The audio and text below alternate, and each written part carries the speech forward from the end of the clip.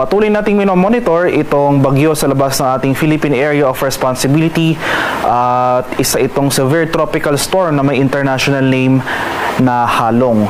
Latest location natin para sa bagyong ito kanina alas 3 ng umaga ay nasa layong 2,105 kilometers east-northeast ng extreme northern Luzon.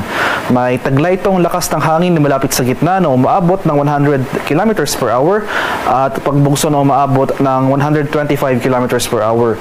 Yung movement nito ay pa-northwestward ng mabagal. So sa ngayon, yung scenario natin para sa, yung most likely scenario natin para sa bagyong ito, less likely ito na pumasok ng ating Philippine Area of Responsibility. Pero in the event na pumasok man ito ng ating PAR, ang ibibigay nating local name para sa bagyong ito ay Kedan. Pero in both of these scenarios, pumasok man or hindi itong si Bagyong Halong, so pag pumasok man ito, dada-place lang ito sa northern boundary ng ating PAR, ay hindi ito magdudulot ng epekto sa kalagayan ng ating panahon as well as sa kalagayan ng ating karagatan. So mananatiling malayo itong sentro ni Bagyong Halong sa ating bansa sa mga susunod na araw. At samantala, sa kasalukuyan may minomonitor tayong cloud cluster sa labas ng ating Philippine Area of Responsibility dito sa southern area or sa baba ni Bagyong Halong.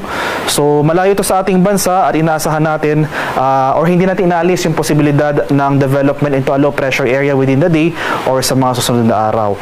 So both of these weather disturbances, itong Bagyong Halong as well as itong cloud cluster na posibleng maging low pressure area, mananatili pong malayo sila sa ating bansa at wala magiging direktang epekto sa ating panahon.